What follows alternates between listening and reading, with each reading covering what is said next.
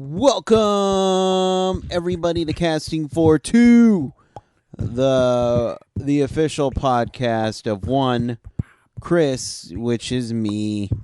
Want you guys to first of all, thank you for checking out episode number 123, 123. I have a great one for you, but as always, gotta thank the sponsors of the show, Comic Bento 54 Club. 54 Club.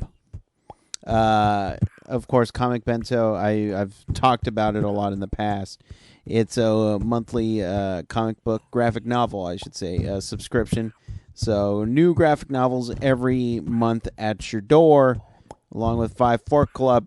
If you're like me and who doesn't have a lot of time to shop, they send me clothes every month, and it's all great stuff. I am literally going to hop on a plane Thursday morning, and I don't have time to shop, but you know who's got my back? 54 Club. You know what I'm going to do on that plane? I'm going to read comic books, Comic Bento. It's all connected. 23 reversed. Anyway, so yeah. So everyone go sign up. And, of course, Batman v Superman coming out this Thursday. Today, right now.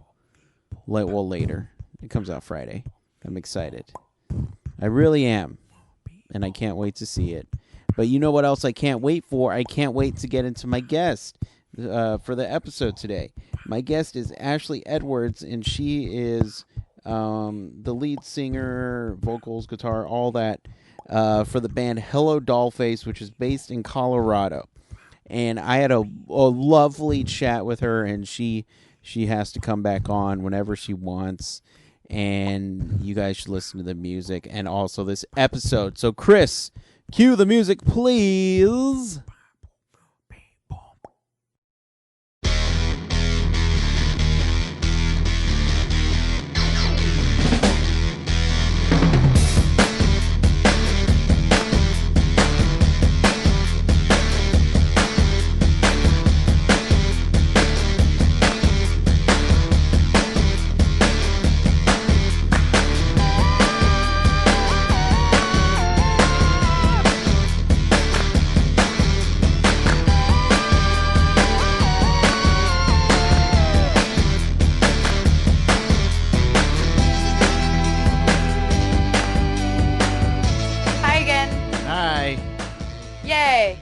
Yes, technology, screw you. Yes. Interview, wait. Cool. Awesome. I assume I'm talking to Ashley. Yes, this is Ashley. Okay, hi, I'm Chris. Hi, nice to meet you. You too. I was, just kind of sitting, chilling, getting ready for the interview. I log on to Skype, and then I see these missed calls, and I start freaking out. I'm a one-man operation, but I feel like I'm very good with my scheduling. So I'm like going through emails, checking. Mm-hmm. Oh no, what time was it? I thought it was one Pacific, and then I go okay, I think I'm okay. Yeah, I'm sorry. I'm secretly blonde underneath my black hair, and I realized that, oh yeah, Pacific it works the opposite way. Right. Are you in Mountain? I am. Oh, okay. It's funny because I'm in Central Time. Okay. But that's even more funny. Yeah, but see, she scheduled us Pacific, so I'm like, and I'm so used to, because I am originally from Oregon, so. Okay. My girlfriend's in Pacific, my friends are in Pacific, so I'm just naturally more in tune to that time zone. Totally. So yeah, I'm always thinking 2 hours ahead. Well, now that we're on the same time length, yes. Time wave table zone. So how's your day going so far? It's good. It's really good. I've been working on many different random projects, so I'm excited to talk to you, and it's been a good day. It's sunny here, and it's actually warming up, which is kind of nice. It's been chilly in Colorado. Okay, so how about you? Well, for me, I'm located in San Antonio. Yeah. And this is the perfect time of the year because I mean, it's never cold here, especially, like Colorado. I always wear shorts and sandals, Yeah. even when, when it's, gets into the 50s, which, Yeah. but the thing about San Antonio is there's a lot of humidity in the summertime, Hmm. and it's just very much no bueno. Right now there's a breeze, so it's cool, but it's sunny, and it's nice. It almost makes me want to go outside. Yay. But I'm curious why what makes your roots in Colorado? It's actually I'll try to make this a really short story. All right. I was living in Sweden for a while Mm. and I decided I wanted to go back to school. I was gonna go back to school in Boulder at CU. Mm-hmm. And I ended up in Durango first for a job opportunity that was gonna give me residency before I went to school. Ended up meeting the band here, ended up finishing school here, and it's sort of just like a cosmic thing. I don't know. It kept me here. I planned on 3 weeks. I'm going on 8 years. Oh, okay. Okay. So Well, right on. And now for the long version. No, I'm just kidding. So okay, so how does the band Hello Dollface first form up? Like when you meet the other members, is it just by chance, or did you just hear about them? It's interesting. Jesse, our bassist, who's the only other original member still in the band. So it's Mm-hmm. him and I and a new lineup.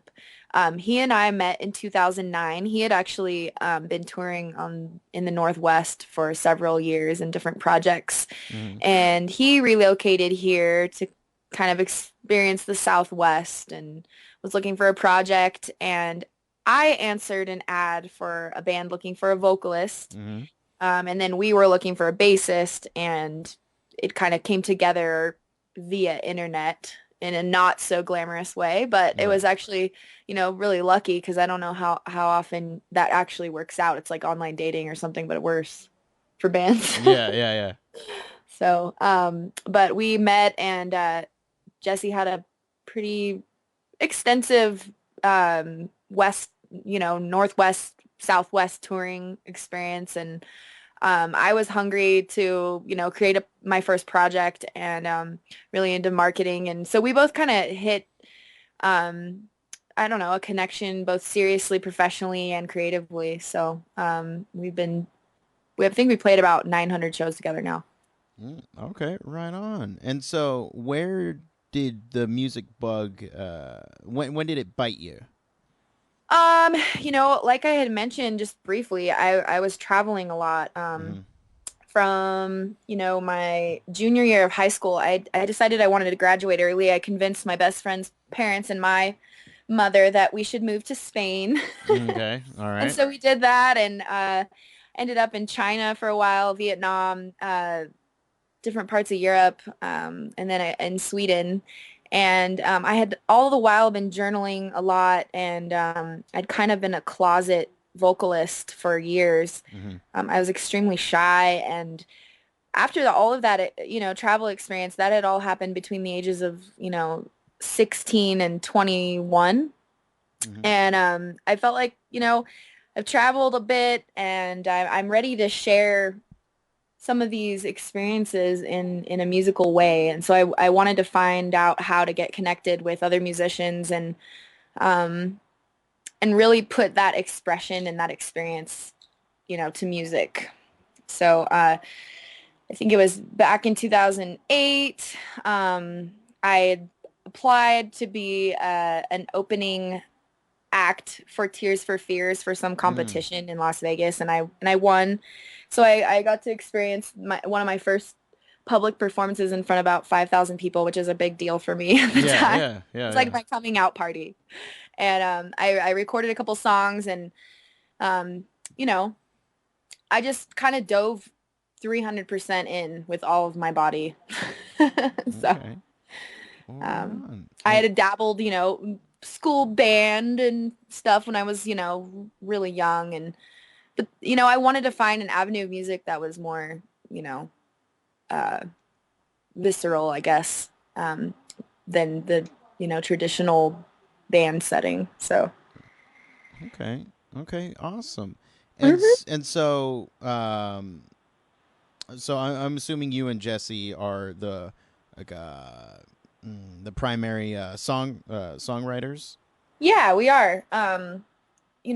Jesse and I come to him with lyrical and melodic ideas, sometimes chord progressions, sometimes reverse order. He'll come to me with a really complex chord progression, and Mhm. we take it to the band after we've played with it a bit and rework it and rewrite it. We're a big fan of complex arrangements and odd time signatures, and this band has a pretty heavy foot in jazz background. Right. So Yeah. our keyboardist is uh, he has a doctorate in jazz performance and has won a couple downbeat awards. Uh, And so it's really fun to take an idea and watch it grow in the group setting. And then, Jesse and I play a lot of acoustic shows as well. So there's an element of, raw exploration, which is fun to start out with and kind of get to know and feel the material before the band chews on it. okay. And I assume your nickname for your keyboard player is Doctor Downbeat, right? Because it should be. Yes, it's close. We definitely call him the doctor. He even has a block of wood because I don't know. He likes to watch the spending, if you will. So instead of Gotcha. having a keyboard stand, he has a block of wood that Jesse engraved doctor into. And we're working on getting him a little cocktail holder on the side of it. So, There we go. There we go. yeah. Um. So one of the things I'm curious, the where did you come up with the name, and were there alts? Um, you know, so back back up, rewind to 2009. All right. When we first started this band, it was originally a drummer and a guitarist, badasses from Texas. Oh yeah. They were obsessed. Yeah, your neck of the woods. Yeah. And they had been playing together for years and were ready to kind of take on a new formation to their project. But they said, "What about Dollface?" And I kind of Googled Dollface and found out that there was already a band named Dollface in the Netherlands or something. And Yeah. so it came to be Hello Dollface. They were really into Dick Tracy and we were in the Southwest and there's this, I don't know, there's a joke now from Jesse that, I named it the Dollface after myself because I'm just so Mhm. so vain, but that's not the truth. Right. And it's funny because then it didn't really have any meaning to me. I didn't have a huge attachment, but it sort of evolved into, a lot of, I think, men and women on first, um, I don't know, judgment of the opposite sex. It's like, hello, Dollface, what are you all about? But I feel like that's sort of like my showing that, Dollface has got a little bit more depth than just the surface. Hmm. So that's kind of what I've taken it to mean now. Okay. Cool. And it does kind of for sure. I mean the name and the style of music you guys do it blends well together for sure. I mean jazz Thanks. style. I grew up playing jazz drums Oh, wow. for like 4 years, the first 4 years of me playing drums, Hmm. and I like don't get me wrong, I like jazz music now. Hmm. At the time, I hated it because Oh, yeah. I was like, "Ah, I don't want to play jazz. I don't want to It play wasn't Killer Joe. cool. It's not cool. It's Killer Joe. Nobody likes Killer Joe, but yet we play it every year because the band director doesn't know what else to play. Right. Um, but now that I'm older, I can't help myself but do that style no matter what. If we're just jamming, it just comes out. I Yeah. can't help it. Totally. I think it's really nice. I think in the last few years especially, I don't know, maybe I'm speaking a little naive, but drummers like Chris Dave and projects like Robert Glasper Experiment Mm-hmm. or Roy Hargrove, the RH Factor, There's a fusion between R&B and soul and hip hop and jazz that's just the lines sort of blurred. Hmm. And and I think that's kind of where we're sitting right now, which, when I first started playing in this band, it felt odd or, kind of unnatural for me to be playing with jazz musicians. Hmm. You know, I would consider myself at that point a blues vocalist Okay. that has sort of evolved into more of a jazz vocalist. But yeah, I think it's interesting to explore the genre in a non-traditional sense. But playing with the musicians I am fortunate enough to play with, I do appreciate where it comes from and the tradition of the standards and whatnot. But I think it's the level of I don't know, complex experimentation and improvisation that is what we're excited about, especially in the live setting. Hmm. So, Right on. And so you well, first, I want to talk about the new album Warrior of Light that's coming out soon. yes. When this airs, it'll be coming out soon. Yes. Yeah. Shh. Don't tell anyone. But so what? And you at the beginning of our chat, you said you were working on other projects. What other projects do you have working on that? Is just kind of I guess relaxing. Kind of. Do you have other projects that are opposite from music? Right now we're sort of immersed fully just with Hmm. this process. This is what is it, year six? So going on seven Hmm. for us as a band. And this is, going to be one of the releases that we feel is ready to kind of take us to the next step. There's Hmm. been a big, maturing phase and everything right now that I'm doing involves music. Jesse and I are also founders of a nonprofit for empowered music education, and Hmm. that is also a lot of where our energy and time is spent. So we teach in high schools and detention centers, and we have lessons and workshops and group coaching and festivals and events all circulating around um, music and trying to help people express themselves and feel empowered to be a musician or just to, express themselves in some way. So between promoting the album, grabbing, new video ideas together, future collaborations, when you're a full-time musician, you're always in the future. We're Hmm. 6 months to 7 months ahead of ourselves at any given point.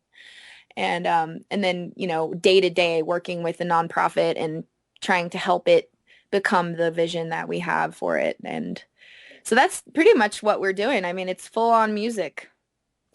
Right on. And I love. It makes me sad that they are canceling music programs in schools, just because I too was in the band, since Yeah. middle school, and it crushed me. Like, this is so random, but with all these cutbacks, I took construction and woodworking in high school. And Hmm. then I found out, a couple years later that that had all been canceled, and it made me sad. And music it seems like it's always on the chopping block. Yeah, and it's interesting. Like from an outside, I don't know how I can be an outside view, but if you take a step back, or if I take a step back from being involved how I am currently, I think there's sort of like a understanding, of Mm. what it is to be a musician, what it is to play music, and the interest level that, you know, the modern day middle schooler or, high schooler might have in music class. It's kind of like you had mentioned on drums, I don't want to play jazz. It's not really what I'm wanting to do. Right. I don't relate to it. And, with I Am Music, our philosophy is to bring in potential to get the bug. So we want to know what it is that you want to play. Let's write music. Let's talk about the music that you're into and let's start there. And Mm. so it's a very flexible and dynamic approach to music education where if you want to try drums, we're going to try drums. If it doesn't fit you, we have guitars, we have basses, you can do vocals, we can do strings. We have a free instrument rental program, so you're not Mm. stuck or committed to any one instrument. And then by coming in and allowing them to arrange themselves in something that feels good in a, unique expression sort of a way, and then see it sort of, then once they're hooked on it because they're playing, music they're into, then really, dive into the fundamentals, and then you see the teamwork start to happen. And then there's this sort of fire that spreads in the program. We've seen it in-house and in, high schools and the middle schools we work with, the detention center. Um, but you have to first speak the language because, everybody now, adults included, we're all niche oriented in our social media worlds and our music choices, and nothing's unified anymore. We're not all listening to the same radio stations, and Mm-hmm. so it's cool to approach it from a non-traditional approach, which gives people freedom to find connection with music, and so I see that sort of old model is just, needing a little bit of doctoring to get people back on board, both funding and, participation. Hmm. So Right on. that's what we're up to these days. Yeah, that I mean, I was only in jazz band because it was just an opportunity to play, set drums. And Yeah, yeah, because there aren't any opportunities in symphony or anything like that. So it's like, right. well, if I want to play drums, I guess I'll do jazz band. Totally. But yeah, I guess we should get into the new album that's coming out, Sure. Yeah. Warrior of Light. I always like knowing what was the hardest song to write, whether it was lyrically or musically. What was the hardest song to write? Yeah, or Uh, crack. say that last part. Crack. What kind of took a bit more attention. Yeah, these songs have been living for a while within the project, and it's interesting because a lot of these came out of sort of bittersweet endings of some Mm. kind, and reflecting on, well, what did I gain from that versus like expressing how pissed off you were in the moment or whatever. So I think one of the hardest songs uh for myself, and then also for the band, was a song called Say Goodbye. Mm. Um, that song, it's just kind of got some odd phrasing going on musically. And so as a lyricist, I had a hard time putting my melody and words to that music because Jesse wrote it on guitar originally. Mm. And then bringing it to the table, and we were sort of going through this like um awkward teenage phase of like trying to have, it wasn't like, you know, putting on shoes that didn't fit, but we weren't necessarily getting this R&B style out at that point. Mm. And so the way that it's, I think, a writer said that we had sort of like a vocalese rap kind of going on almost, in the verse lines. And it was sort of just an odd transition from where we were kind of more exploring like an indie folk pop sort of take on a lot of the music we had written. So that was one of the first songs that kind of flipped over. And then, I was just sort of upset at all of the experiences I was having with people falling through and not having the commitment that we had. You think that with your friendships or your relationships that you're kind of sharing the same dream or same vision together when you're in that moment together. And then, as time progresses, and if you do have conflict with that person or that entity, it's sort of bittersweet to say goodbye when it's really the best thing for both of you. And so Right. the content and then the music and the whole thing, it just was like a shedding of many, many skins of relationships that weren't working both personally and professionally. And yeah, that was definitely a challenge for us. And then, I think we're on drummer number 3 since that song was written. So that will kind of, you know, showcase what I'm talking about in a musical sense. Okay. Okay. And um, so for the people I always like to give the guest the floor to talk about whatever they want or promote whatever they want. Yeah. So right now, this is your podcast. Hmm. So you can talk about or not. If you want to sit here in silence, totally your call. No, not at all. Um, so we're really excited to, just explore this album, put this sort of new sound out there. I think a lot of our previous albums were sort of searching for an identity, and this one's honing in closer to what, we want to move forward with. But, the album is exploring a lot of personal reflection, transformation. It was based on The Warrior of Light actually is titled The Warrior of the Light Oh, okay. by Paulo Coelho. Um, and and I sort of used his some reference points in that particular book to write The Warrior of Light. And and it's just about remaining, positive through all of those experiences. And we're all going through our own shit in some regard. Right. And this album was, a collection of probably 2 years worth of that process and understanding. And Warrior of Light was one of the last songs I had written that kind of summarized the whole experience. And so we're really excited just to kind of close the chapter and keep writing.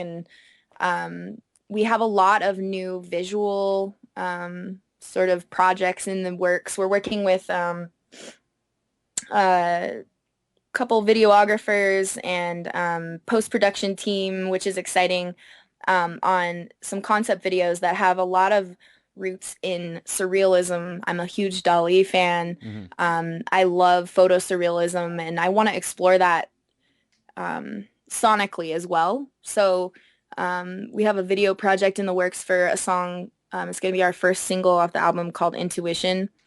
And I think it's a good starting place for the sound and then the new sort of transition of visual interpretation of what our message is really coming from our hearts and what we're trying to put out in the world right now.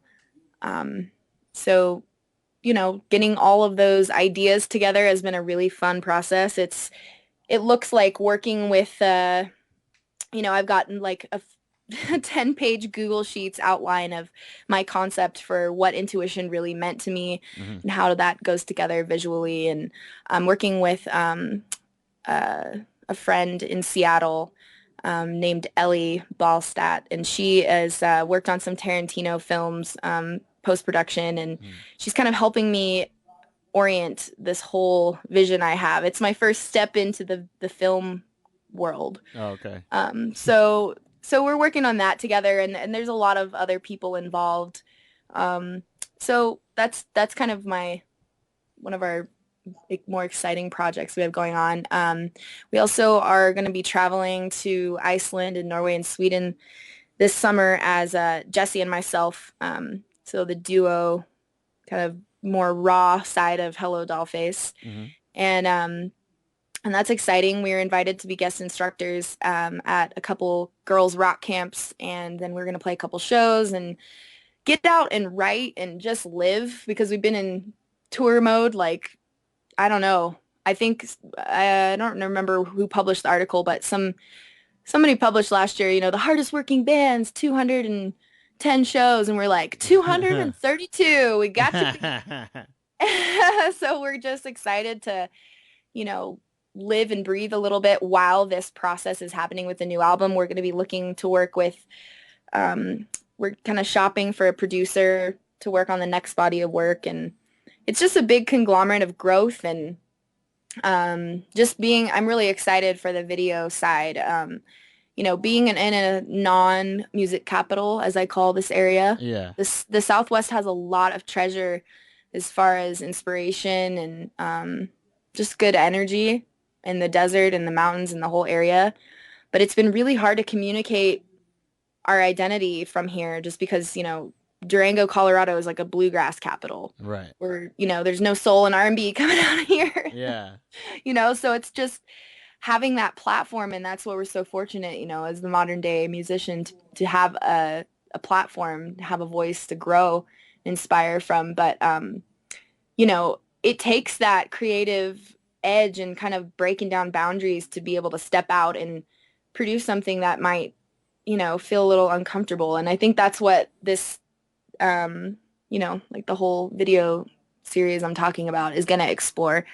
So that's basically in a nutshell what we're looking forward to. We have, tour dates through the fall. We're hosting our second annual I Am Music Fest later here in Colorado. We bring, we network with over, I'd say, 30 different projects around the U.S. and we call them our soul tribe, and we are, trying to collaborate and move forward together, sort of as a underground movement of unsigned indie artists that are really doing some amazing things in the community. And there's no reason why we shouldn't have access to resources for touring and supporting each other. So that's what the I Am Music Fest is all about later in the fall. And yeah, I'm just excited. I think the band is excited to take on the next chunk of whatever is going to happen after we release the album. And I really can't wait for people to listen to the album because I really enjoyed it, and it definitely was different than what I'm used to listening. I mean, right now I'm going through this like like an alternative kick, which is my everyday kick, but it's I always appreciate something different for sure. And cool. And I really enjoyed it. And thank you. The album comes out March 25th. So everybody go wake up at midnight wherever you are and purchase it online. We might have to change that because the album itself is coming out online, all platforms, May 6th. Oh, May 6th. Yes. They gave me a wrong date. That's okay. They suck. We have an album release party, a pre-release party happening at Syntax in Denver on March 25th. Oh, that's what I mean. So everybody go over there. Yes, everyone come to our Denver show. It'll be a really good time. It's at the Syntax Opera House, which is a really fun venue, and it's going to be a good night. There we go. And so for the people who at home who would like to keep in contact, and I personally would like the website to your music foundation. Where you can find Hello Dollface the band, hellodollfacemusic.com. Obviously, any social media platform, you're going to find us there. You can Google Hello Dollface. You can find our 501c3 nonprofit at iammusic.us and kind of see how you can be involved if you want to, get involved in any way with the foundation. It's a great sort of globally minded organization. And then you can check out our festival if you happen to be in the Colorado region during August. Later down the road, iammusicfest.com. There we go. Well, Ashley, I feel like I have to let you go do greater things than me. Thank you so much, Chris, for the opportunity to talk on Casting for Two. There we go. And I'm really excited to see, what other projects you're talking to. I saw Calisay, I believe their name. Yes. Yeah, that was cool. And I appreciate what you do. Thanks for getting our voices out in the world. Well, thank you. The number one thing about the podcast is that I just enjoy talking with all sorts of people in all sorts of professions. So thank you for taking the time, and whenever you want to come back, just let me know. I'd be happy to have you back on. Cool. Absolutely. I appreciate it all. And so with that, you have yourself a wonderful day. You too. All right. Bye-bye.